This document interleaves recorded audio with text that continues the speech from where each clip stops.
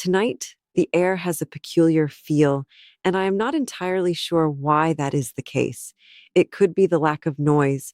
It is not the kind that is calm, but rather the kind that lasts for a little bit longer than it should, analogous to a pause in a conversation that never continues. I have spent years studying human behavior, and throughout that time, I have learned how even minute changes in posture, tone of voice, and even silence may disclose what words are trying to conceal. In spite of this, as I stand here right now, I find that I am uneasy in a manner that I am unable to easily identify. Then I tell myself that it's nothing. In spite of this, something doesn't sit quite right. This is Deacon speaking. In that way that he has mastered over time, I am able to hear his voice really clearly, and it is steady and comforting. The sincerity that he possesses now is something that was not always present. It is something that is grounded and nearly hard-earned. There is a good chance that I would have questioned your clinical judgment if you had told me many years ago that I would be standing here, listening to him with something that is near to trust. However, humans are constantly evolving. That is something that I have always believed, even when it is difficult to understand or when it challenges everything that we believe we know about a particular person. Taylor, I really do mean it, he continues, his tone becoming somewhat more gentle in order to bring me back to the present moment. The phrase, "I'm not that guy anymore," I watch him with great attention. It's a natural tendency. Over the course of many years of practice, I have learned to primarily watch and then respond. There is not the slightest trace of uncertainty or hesitancy showing in his gaze. The kind of performance that has grown indistinguishable from the reality is the kind that he is putting on if he is performing. My response is, I know, although the words come out more slowly than I had anticipated. Or at the very least, I would like to. Sincerity is important. It is not just in therapy, but also in life. Additionally, at this moment, honesty appears to be the sole solid ground that separates us. A nod is given by Deacon, indicating that he is aware of the significance of the statement. It's possible that he does. It is possible that this is one of the reasons why this moment is so different.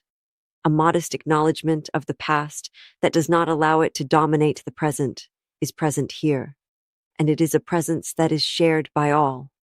However, even as we stand there, navigating something that feels cautiously hopeful, that peculiar sensation comes back to us. How does it feel? Almost as if we are not alone. My eyes briefly wander away from Deacon as I make a modest and slight movement in my position. His back is completely still, almost to the point of being unmoving. The dull light creates long shadows on the walls, stretching figures into forms that feel strange, despite the fact that I am familiar with this location. This place is familiar to me. In this regard, there ought to be nothing that comes as a surprise. On the other hand, are you feeling okay? When Deacon noticed the shift in my expression, he asked me a question. I respond with a hasty yes, which may be a bit too hasty. I am just thinking. It's not completely false to say that. As I think about it, continuously studying, processing, and questioning the situation, for me, it comes quite naturally.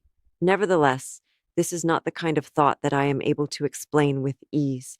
This is more of an emotion than a fact, and it is more instinct than logic, and instincts are a tough thing. However, they have the ability to mislead you as well as guide you.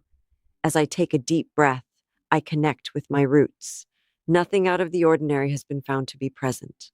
There was no sound, no movement, and nothing tangible that could explain the tension that was building up in my chest. If I were to hear this from a patient, I would investigate the possibility of anxiety, environmental triggers, and unresolved stress. First, I would look for explanations. This is what I do at the moment. I start by saying, sometimes, going into that familiar analytical tone almost as if it were a reflex. Our minds create patterns where there aren't any. It is a method of attempting to avoid losing control, particularly in circumstances that are perceived as being unclear.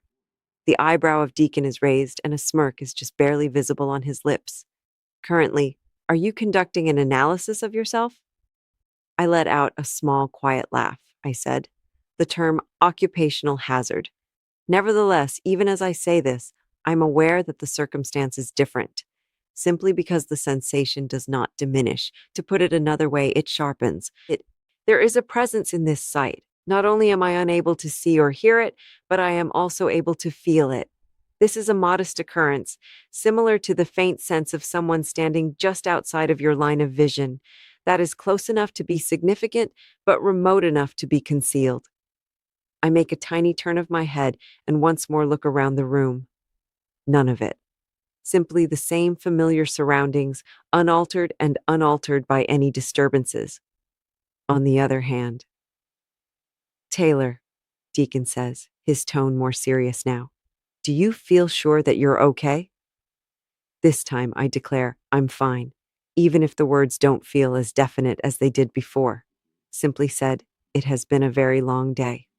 That makes perfect sense. Furthermore, it is convenient. He looks at me for a briefer period of time, as if he is trying to determine whether or not to continue pressing.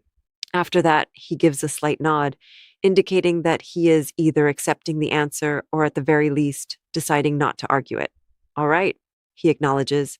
And if there is something that is bothering you, I conclude for him by saying, I'll tell you.